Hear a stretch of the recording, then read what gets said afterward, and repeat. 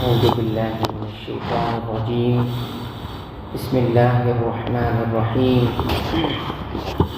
قال الله إني منزلها عليكم فمن يكفر بعد منكم فإني أعذبه عذابا لا أعذبه أحدا من العالمين.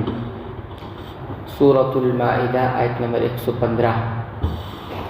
اللہ تعالیٰ نے ارشاد فرمایا کہ میں وہ کھانا تم لوگوں پر نازل کرنے والا ہوں، پھر جو شخص تم میں سے اس کے بعد ناحق شناسی کرے گا تو میں اس کو ایسی سزا دوں گا کہ وہ سزا دنیا جہان والوں میں کسی کو نہ دوں گا. یہ مائدہ یعنی دسترخوان آسمان سے اترا یا نہیں، اس کے بارے میں کوئی صریح مرفوع حدیث نہیں. جمہور علماء یعنی امام شوکانی، امام ابن جریر طبری سمیت اس کے نزول کے قائل ہیں، اور ان کا استدلال قرآن کے الفاظ انی منزلوہا علیکم سے ہے کہ یہ اللہ کا وعدہ ہے جو یقیناً سچا ہے، لیکن اسے اللہ کی طرف سے یقینی وعدہ قرار دینا اس لیے صحیح معلوم نہیں ہوتا کہ اگلے الفاظ فمن یکفر اس وعدے کے مشروط ہونے کو ظاہر کرتے ہیں. اس لیے دوسرے علماء کہتے ہیں کہ اللہ تعالیٰ کی طرف سے یہ شرط سن کر انہوں نے کہا کہ پھر ہمیں اس کی ضرورت نہیں، اس کے بعد اس کا نزول نہیں ہوا. امام ابن کثیر نے ان آثار کی اسانید کو جو امام مجاہد اور حسن بصری رحمۃ اللہ علیہما سے منقول ہے صحیح قرار دیا ہے، جن میں نزول مائدہ کی نفی کی گئی ہے. نیز کہا ہے کہ ان آثار کی تائید اس بات سے بھی ہوتی ہے کہ دسترخوان کا اترنا کی کوئی شہرت عیسائیوں میں ہے نہ ان کی کتابوں میں درج ہے.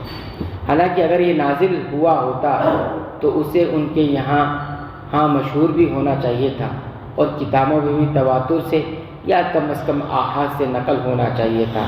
واللہ اعلم بالصواب.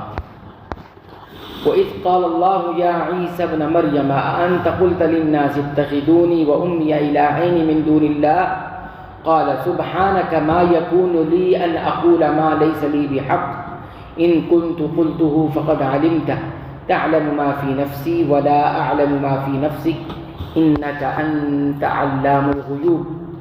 اور وہ وقت بھی قابل ذکر ہے جبکہ اللہ تعالیٰ فرمائے گا اے عیسیٰ ابن مریم، کیا تم نے ان لوگوں سے کہہ دیا تھا کہ مجھ کو اور میری ماں کو بھی علاوہ اللہ کے معبود قرار دے لو؟ عیسیٰ عرض کریں گے میں تو تجھ کو پاک سمجھتا ہوں، مجھ کو کس طرح زیبا نہ تھا کہ میں ایسی بات کہتا جس کو کہنے کا مجھ کو کوئی حق نہیں. اگر میں نے کہا ہوگا تو تجھ کو اس کا علم ہوگا. تو میرے دل کے اندر کی بات بھی جانتا ہے، اور میں تیرے نفس میں جو کچھ ہے اس کو نہیں جانتا. تمام غیبوں کا جاننے والا تو ہی ہے. یہ سوال قیامت والے دن ہوگا، اور مقصد اس سے اللہ کو چھوڑ کر کسی اور کو معبود بنا لینے والوں کو ڈانٹ ڈپٹ ہے کہ جن کو تم معبود اور حاجت روا سمجھتے تھے وہ تو خود اللہ کی بارگاہ میں جواب دہ ہیں.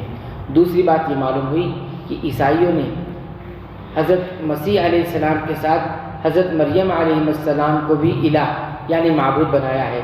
تیسری بات یہ معلوم ہوئی کہ من دون اللہ، اللہ کے سوا معبود صرف وہی نہیں جنہیں مشرکین نے پتھر یا لکڑی کی مورتیوں کی شکل میں بنا کر ان کی پوجا کی، جس طرح کہ آج کل کے بعض علماء اپنے عوام کو یہ باور کرا کے مغالطہ دیتے ہیں، بلکہ وہ اللہ کے نیک بندے بھی من دون اللہ میں شامل ہیں جن کی لوگوں نے کسی بھی انداز سے عبادت کی، جیسے حضرت عیسیٰ مریم علیہ السلام کی عیسائیوں نے کی.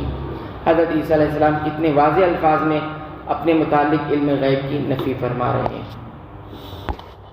اللہ تعالیٰ سے دعا ہے رب العالمین تو ہمیں قرآن حکیم کی پابندی سے تلاوت کی توفیق عطا فرما، اس کو سمجھ کر پڑھنے کی توفیق عطا فرما، اس کے مطابق عمل کی توفیق عطا فرما. اے اللہ تو ہماری مغفرت فرما، ہمارے والدین کی مغفرت فرما، تمام مسلمانوں مومنوں اہل توحید کی مغفرت فرما.